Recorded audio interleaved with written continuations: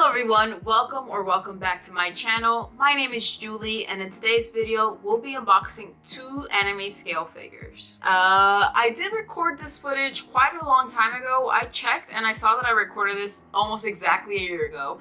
I initially recorded the unboxing on August 30th of 2022, and today is September 2nd of 2023. So it's been a long time since I actually unboxed these figures, so I've had them for quite a while now. What have I been waiting for? I don't know. All I had to do was record the intro, outro, and just like the voiceover, but I just put it off until now, a year after I got these figures, unboxed them, and had them displayed in my room. But yeah, unboxing video. My first ever scale figures. So without further ado, let's get started on the first figure. So the first figure we're starting off with is Evanthe, Lazy Afternoon version. Now this character is from a game called Red, Pride of Eden. She's a 1/7 scale figure manufactured by Good Smile Arts, Shanghai. Now this is not a game that I play. I did search up to see what it is, and I'll read you a description straight from Google of what it is. Red, Pride of Eden is an RPG developed by Yuzu. There will be 50 furry girls with different characteristics for players to choose from. Players will form a team called Pride with the girls and start an adventure together. During the journey, players can increase intimacy and develop a close relationship with them. So, I know some people, obviously they collect characters that they like or that they know of from a series or game. And I'm just gonna say this right now, I have no plans on playing this game. I just really thought the character design and the base and just everything about this figure was just cute. It was a very gorgeous figure. In this case, I'm just gonna treat this figure as an original character. I have no interest in playing the game. Sorry, I don't think I'm the target demographic for a game like this. Clearly, it's just not my cup of tea. I saw the original art that the figure is based off of. It's a very beautiful art. Even though I'm not interested in playing the game, I will admit that a lot of the art is very beautiful. Now, we're gonna start off with the base. It's a beautiful white fluffy base. Like I said, I've had this figure for a year, and I know, a lot of people, when they see a base like this, they're like, oh, it's gonna get dirty or dusty or whatever, which I honestly don't really have issues with. It looks fine. After a year, it's fine. Like, all I do is take the base and just run my fingers through it really fast, Bob Ross style. Beat the devil out of it.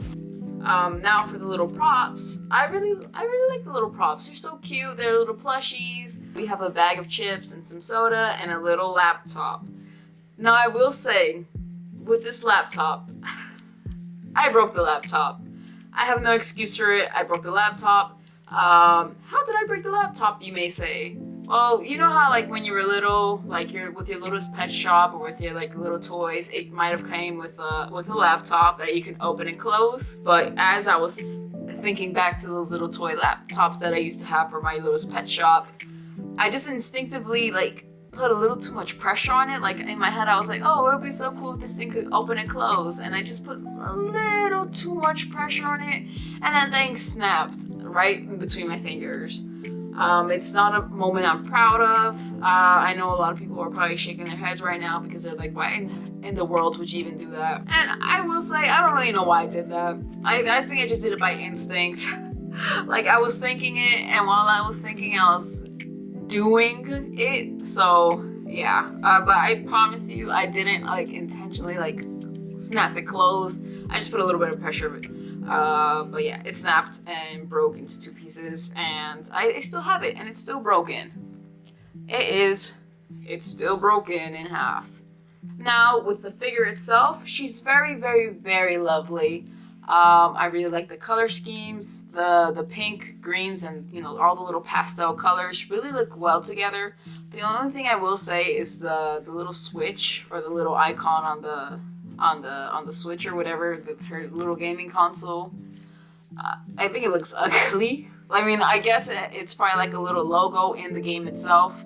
I don't know. It's a sloth with like a toupee or a wig on its head. The hair sculpt is beautiful. I like the little accessories in the hair. She has little stars and hearts all through her pigtails and like in her bangs.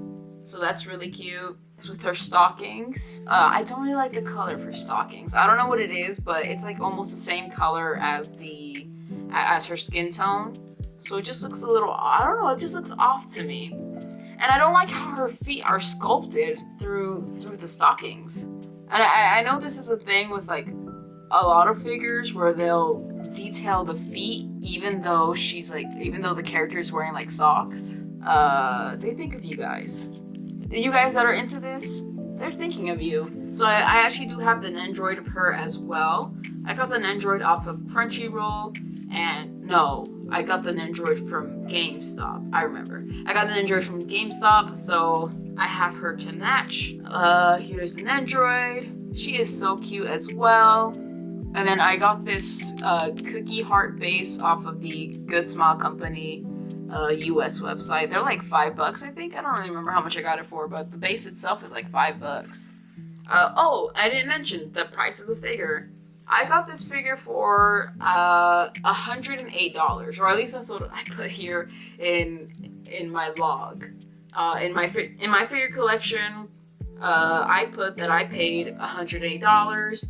I tried to see how much yen I paid, but I guess I deleted the email of my order confirmation from AmiAmi. I did get the figures off AmiAmi. That's where I primarily get most of my scale figures. I do get a few figures from Crunchyroll, but yeah, I mainly get from AmiAmi, and that's where I got these ladies. Now moving on to the second figure that I unboxed. This character, she is a 1/7 scale figure by Q6. She's an original character made by illustrator TNSK or Tansuke. I did see this name flying around a little bit after doing some more research. But this character, her name is Takagi Mikoto from the series Minna no Oniku. I searched up the character on my figure collection, and I saw a few doujinshi that the creator did for this character. After searching up images, clearly the illustrator made her, for sexual reasons. Like she is like a sexual character. Yeah, like a lot of fetishy stuff. Because I would see like the illustrator drew like a bunch of pictures of her with like the butcher lines, and I saw some illustrations with her, with like big knives or with like the little dotted lines all over her chest or like all over her body. And then that's when I actually translated what Minna no Oniku means, and then it's everyone's meat. So I was like, okay, that's the reason behind that. And that's really all I could find on Takagi. That's all I know. She's an original character, and the illustrator obviously made her for, like sexual reasons, and that's about it. I don't know much else. But whatever. Moving on to the figure herself. I actually really like her. She's very pretty. She comes with 2 face plates. I really like the posing. She does come with her clothes off. When you originally open up the box, she has no clothes. The box itself is very cute. It's kind of on the simpler side. On one side of the box, it shows you the original artwork. That's one thing that Evanthe box didn't have. It didn't show the original artwork. She did come in 2 versions. There's a black and white version as well as an all black version. And I wasn't really sure at first which one I wanted. I went with the black and white one, but I would have been happy either way because I think the all black looks really good as well. The base, it's a plain black base. There's like nothing to it at all really. Now I have Takagi displayed on a lace doily. I don't use the black base at all. I think it looks ugly. It doesn't match my room at all. And there's really no use for it. The little lace doily is like a cloth material, so it keeps her safe from, being scratched up on my shelf. Takagi-san is a cast-off figure, so she can be displayed nude.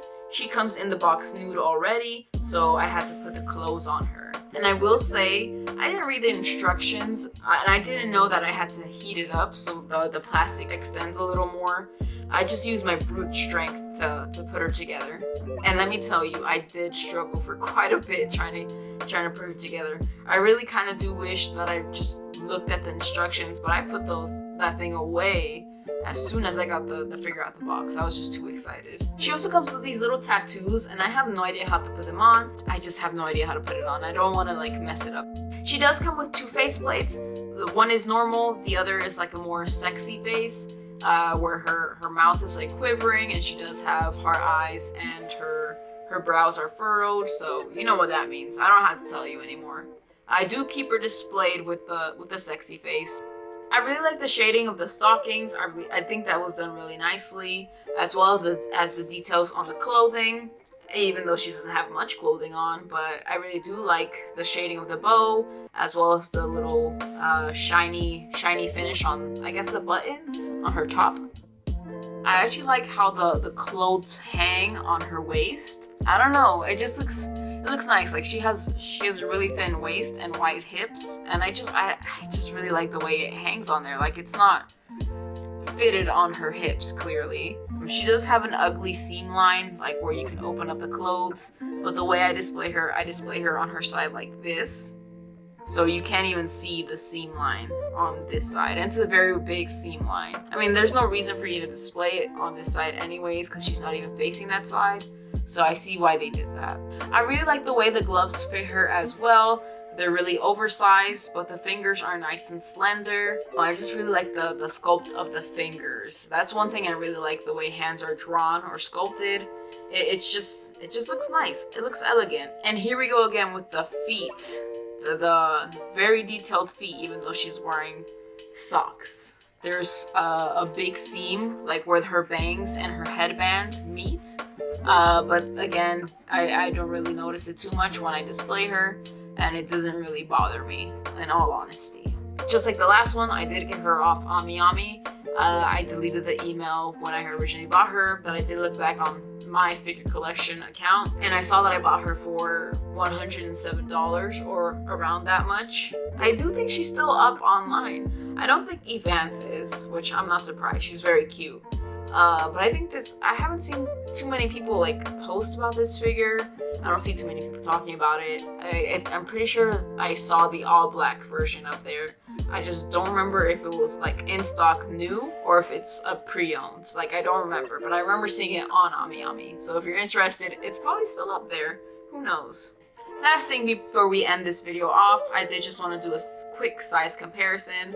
Takagi is clearly larger than Evanthe. I compared Takagi with my other 1/7 scales that I have, and she's the same proportions as the other one, so I just think this one has a small head, or like a smaller frame. Anyways, that is all for today's video. This has been very long overdue. Maybe not for you guys, but very much for me.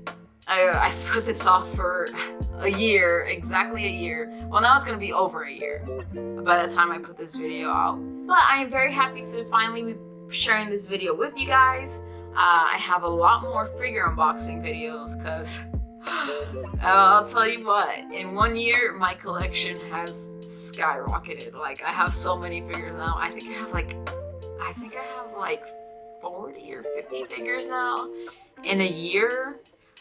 You know, not all of them are scale figures. I do have a few price figures, but my collection has grown. And I really can't wait to share that journey with you guys. If you do want to see those future videos from me, please feel free to subscribe, because those videos, they're coming. And they're probably coming really soon.